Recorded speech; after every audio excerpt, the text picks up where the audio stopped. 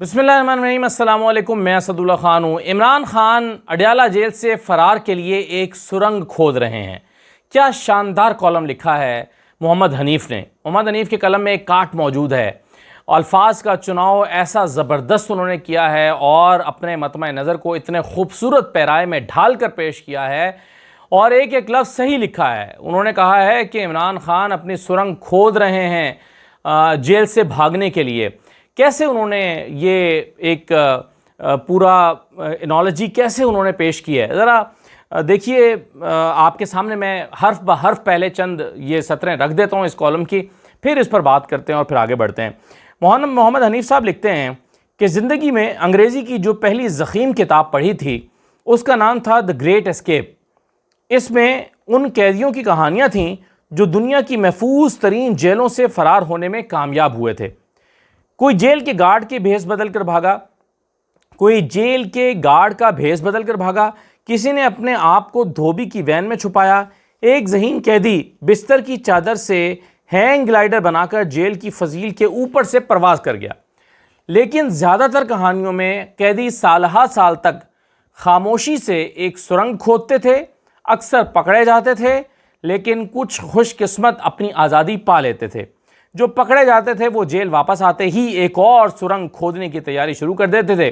कहानियों का सबक यही था कि अगर कैदी का जज्बा सच्चा हो तो दुनिया की कोई जेल उसे फरार होने से नहीं रोक सकती।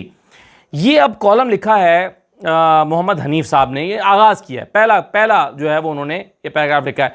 और जेल ब्रेक या जेल एस्केप के नाम से कई फिल्में भी बनी हुई हैं। जेल ब्रेक एक, द प्रिजन ब्रेक एक बड़ा मशहूर सीज़न भी है, सीरीज़ जो है वो भी है। तो इस तरह की मूवीज़ भी हमने कई देखी हैं। अच्छा, अब आगे वो लिखते हैं, ये तमीज़ बांधने के बाद, पाकिस्तान के सबसे मशहूर कैदी इमरान ख़ान हैं और किसी ज़माने में पाकिस्तान की सबसे सख्त जेल मच जेल समझी जाती थी। लेकिन आजकल अडयाला है जहाँ पर जेलरों को कैदी से हंसकर बात करने पर गायब कर दिया जाता है। और कैदी का जज्बा ऐसा है कि आपको उनकी सियासत से लाख इख्तलाफ हो, लेकिन उनके जज्बे से उनकी सियासी मुखालिफ भी तंग हैं। आप देखा ना, आपने राना सनाउल्लाह ने क्या कहा था। उन्होंने कहा बहरहाल मैं तारीफ़ करने पर मजबूर हूँ कि इमरान ख़ान ने जेल काटी है और हौसले से काटी है। हम समझते थे ये नहीं काट सकेगा, लेकिन उसने जेल काटी है। ये राना सनाउल्लाह ने पिछले दिनों, जब मैं मसरूफ़ था उन दिनों में मेरी नज़र से ये बयान गुजरा, उन्होंने तारीफ़ की। मैं उसका जिक्र उन दिनों वीडियोज़ नहीं कर रहा था तो नहीं कर सका, लेकिन ख़ुद तारीफ़ राना सनाउल्लाह ने जेल काटने की इमरान ख़ान की। तो यही मोहम्मद हनीफ़ भी कह रहे हैं कि भाई अगर आप उनकी सियासत से इख्तलाफ कर सकते हैं, लेकिन उनके जज्बे से उनके सियासी मुखालिफ भी तंग हैं।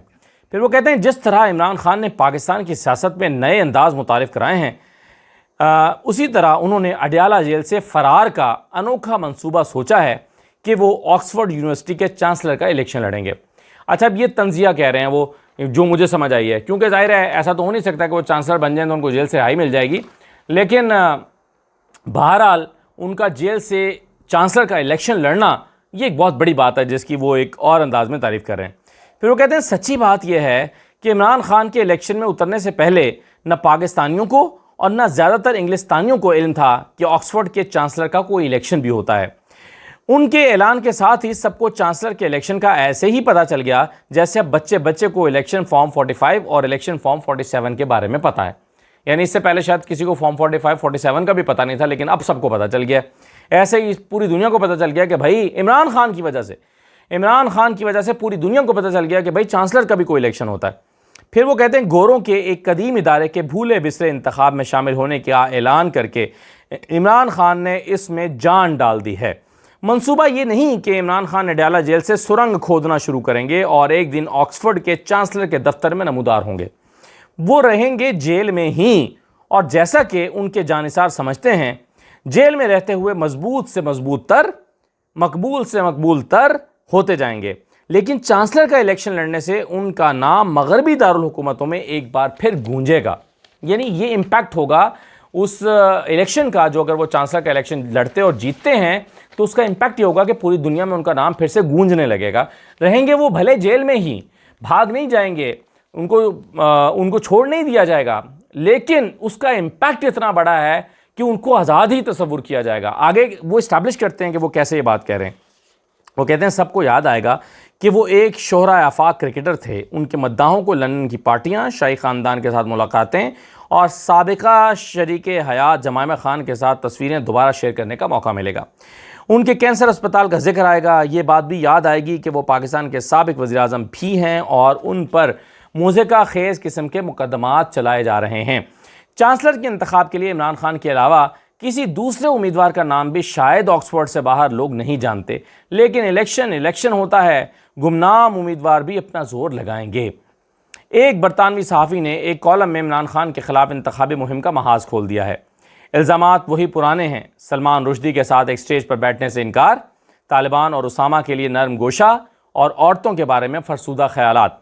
इन बातों से ऑक्सफोर्ड के इलेक्शन में पता नहीं उनके कितने वोट टूटेंगे, लेकिन पाकिस्तान में यकीनन बढ़ेंगे, क्योंकि पाकिस्तान में दोबारा देखें ना, और ख़वातीन के हवाले से जो उन्होंने बातें की हैं, हो सकता है कि कुछ लोग उनसे मुत्तफिक हों, हो सकता है तालिबान के हवाले से जो पॉलिसी इमरान खान की थी, यानी इमरान खान ये कि समझते थे कि हमें किसी और की जंग में नहीं कूदना चाहिए, और फिर उन्होंने अमेरिका को फ़रार, यानी इमरान खान की हुकूमत में हुआ कि अमेरिका के यहाँ से एस्केप का एक बाइज़्ज़त रास्ता जो है उसके लिए इमरान खान की हुकूमत में ही मुआवनत फराहम की गई।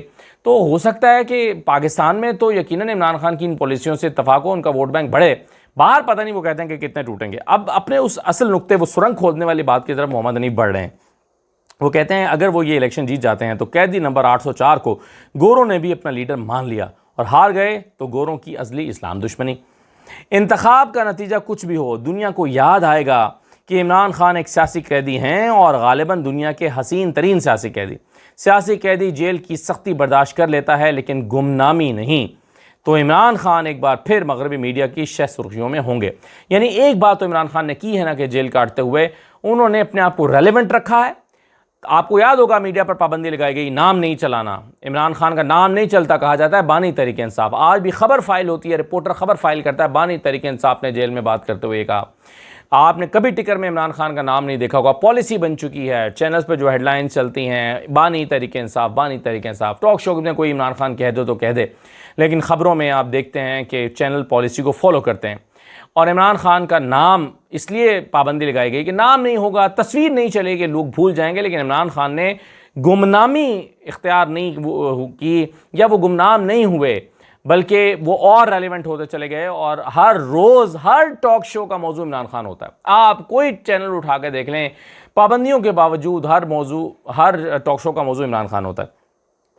फिर वो कहते हैं कि जो भी सियासतदान पाकिस्तान की किसी जेल से फरार चाहता है, उसकी सुरंग का रास्ता GHQ से होकर जाता है। इमरान खान अपना रास्ता खुद बनाने पर मुस्सिर हैं। फिर वो कहते हैं, अब ये आखिरी पैराग्राफ, शायद वो पहले फ़रार होने वाले कैदियों का अंजाम देख चुके हैं। सियासतदानों में जेल से फ़रार होने का सबसे ज़्यादा तजर्बा नवाज शरीफ रखते हैं। अटक किले से फ़रार हो चुके हैं, कोट लखपत से भी फ़रार हो चुके हैं, लेकिन इतनी मरतबा फ़रार होने के बाद अब वो अपने घर जाती उम्रा में भी अपने आप को कैदी समझते होंगे। अब फ़रार होंगे तो कहाँ जाएंगे? और आखिरी लाइन भी सुन लीजिए, वो कहते हैं कि दूसरी तरफ, यानी इमरान खान का मवाजना नवाज शरीफ से हो रहा है, दूसरी तरफ इमरान खान अपनी सुरंग खोद रहे हैं और कोई जेलर रोक भी नहीं सकता। ऐसी सुरंग खोद रहे हैं कि कोई रोक नहीं पा रहा उनको, यानी जेल से निकलने का रास्ता उन्होंने ढूंढा है, रास्ता तलाश कर रहे हैं, रेलेवेंट हैं। उनको जेल से छोड़ना कि आज नहीं होगा तो कल होगा, मजबूरी है कि उनको जेल से निकाला जाए। वो अपना रास्ता, वो फरार नहीं हो रहे, लेकिन सुरंग खोद रहे हैं और बाहर निकलने का रास्ता वो ढूंढ रहे हैं। दूसरी तरफ नवाज शरीफ जेल से फरार हो चुके हैं, अटक जेल से भी फरार हुए, नवाज शरीफ कोट लखपत जेल से भी फरार हुए, लेकिन फरार होकर आज़ाद होने के बावजूद अपने जाती उम्रा में कैद होकर बैठे हैं। ये है वो खूबसूरती जो मोहम्मद हनीफ ने अपने कलम में पिरोई है, कलम के ज़रिए कागज़ पर उतारी है। और उन्होंने लिखा है कि एक वो कैदी है जो जेल से भागा और भाग के गुमनाम हो गया, एक वो है जो जेल में बैठा है मगर गुमनाम नहीं है, पूरी दुनिया के लिए रेलेवेंट हो गया है और होने जा रहा है अगर वो चांसलर का इलेक्शन लड़के जीत जाते हैं। ये मोहम्मद हनीफ साहब का कॉलम है। अब इसी के ज़रा मुकाबले में नवाज शरीफ साहब की एक और स्टोरी को आप ज़रा देखें। जब मोहम्मद हनीफ ये लिख रहे हैं कि नवाज शरीफ गुमनाम होकर बैठे हैं जाती उम्रा में, तो जाती उम्रा में वो कर क्या रहे हैं गुमनामी की ज़िंदगी गुजारते हुए, इस पर बड़ी दिलचस्प स्टोरी आज जो है वो शाये हुई है। ये स्टोरी बताती है कि जाती उमरा के 2 ट्रैक्टर ख़राब हो गए हैं। नवाज शरीफ ने इंक्वायरी कमेटी बना दी है। साबिक वज़ीर-ए-आज़म, अब खबर क्या है कि साबिक वज़ीर-ए-आज़म और सदर मुस्लिम लीग नवाज शरीफ मरी से वापस लाहौर आने के बाद आजकल जाती उमरा में काफ़ी मसरूफ़ दिन गुजार रहे हैं, लेकिन यहाँ उनकी मसरूफियात सियासत नहीं बल्कि अपने ज़ाती काम काज हैं, जिसमें हसन और हुसैन भी अपने वालिद के साथ मसरूफ़ अमल हैं। ख़ानदानी ज़राए के मुताबिक मियाँ नवाज शरीफ फैमिली की जाती उमरा में 300 एकड़ ज़मीन है, जहाँ पर वो रिहाइश है, उनकी रिहाइश है, वहाँ पर ज़रई ज़मीन 100 और 20 एकड़ पर नवाज शरीफ का घर है। यानी ज़रई ज़मीन 100 एकड़ पर है और 20 एकड़ पर नवाज शरीफ का घर बना हुआ है। कुछ ज़मीनों की देखभाल नवाज शरीफ फैमिली खुद करती है, जबकि बकिया ज़मीन मियाँ साहब ने ठेके पर दे रखी है। यानी ठेका ज़मीन जो है वो भी 300 कनाल कितनी है, कितनी बताइए, 300 एकड़, वो 300 एकड़ भी ठेके पर चढ़ा रखी है। उसमें 100 एकड़ खुद का देखभाल करते हैं, 200 एकड़ ठेके पे दे दिए। अच्छा, फिर वो कहते हैं कि आजकल नवाज शरीफ की इसी रिहाइशगाह से वाबस्ता ट्रैक्टर ख़राबी के एक मामले की काफ़ी चर्चा है। कुछ रोज़ कबल नवाज शरीफ के 2 ट्रैक्टर ख़राब हो गए थे। जाती उमरा की देखभाल पर मामूर स्टाफ ने साबिक वज़ीर-ए-आज़म को ट्रैक्टर की एक मरतबा फिर ख़राबी का बताया तो नवाज शरीफ को गुस्सा आ गया। उन्होंने कहा कि आए दिन ट्रैक्टर ख़राब हो रहे हैं, लिहाजा सबकी इंक्वायरी की जाए। इस ज़िम्न में साबिक वज़ीर-ए-आज़म ने हिदायत दी हैं कि ड्राइवर से पूछा जाए उसने जब पहले ट्रैक्टर ठीक करवाया था तो उस वक्त कौन सा काम हुआ था और अब क्या ख़राबी हुई है। जाती उमरा की देखभाल पर मामूर कमेटी को इस मामले की मुकम्मल जांच पड़ताल करके सूरत हाल से उन्हें आगाह करने की हिदायत की है। शरीफ ख़ानदान के ज़राए ने बताया कि नवाज शरीफ आजकल चूँकि लाहौर में मुकीम है, लिहाजा वो अपने कारोबार को दोबारा सेट करने का सोच रहे हैं। World city of Lahore authority के सरबराह कामला लशारी के साथ नवाज शरीफ की मीटिंग मुतवक्के थी, जिसे मियाँ साहब ने यह कहकर मुलतवी कर दिया कि आज शरीफ मेडिकल सिटी के मामलों की जांच पड़ताल होगी। ज़राए के मुताबिक साबिक वज़ीर-ए-आज़म इन दिनों शरीफ मेडिकल सिटी की बेहतरी के लिए काम कर रहे हैं। इस हवाले से वो शरीफ मेडिकल सिटी के बोर्ड ऑफ डायरेक्टर्स के साथ अपने बेटों के हमरा मुशावरत में भी मसरूफ़ हैं। ज़राए के मुताबिक इसी तरह वो शुगर मिल्स और हुदैबिया पेपर मिल्स की बहाली के हवाले से भी मीटिंग्स कर रहे हैं। नवाज शरीफ के जेल के दिनों में पूरा ख़ानदान ज़ेर अताब था। इमरान खान हुकूमत में नवाज शरीफ फैमिली की शुगर मिल्स और हुदैबिया पेपर मिल्स को ज़बरदस्ती बंद करवा दिया गया था, जिससे अरबों रुपए का नुकसान हुआ था। अब मियाँ साहब खुसूसी तौर पर अपने कारोबार पर तवज्जो दे रहे हैं।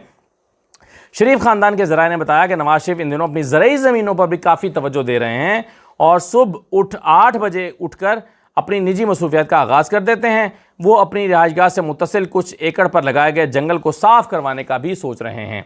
इसी तरह बाकी ज़मीन पर काश्तकारी के हवाले से ज़मींदारों से उनकी मुशावरत भी जारी है। तो ये नवाज शरीफ साहब आजकल जाती उमरा में कर रहे हैं, यानी कि अब उनकी मसरूफियात सियासी नहीं हैं। अब वो IMF के मामलात पर मशवरे नहीं देंगे हुकूमत को।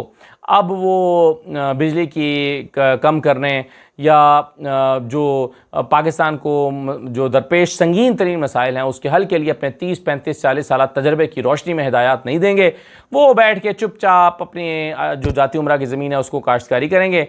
किसानों से मशवरे कर रहे हैं, हाँ भाई की बीजिए, मौसम आ गया है। सितंबर में आप किचन गार्डनिंग भी, जो मैं किचन गार्डनिंग करता हूँ तो सितंबर में अब थोड़े दिनों में लग जाएंगे, पनीरियाँ तैयार होना शुरू हो गई हैं। तो मियाँ साहब को भी मौसम आ गया है कि वो अपनी सब्ज़ियाँ बीजें और अपने काश्तकारी करें।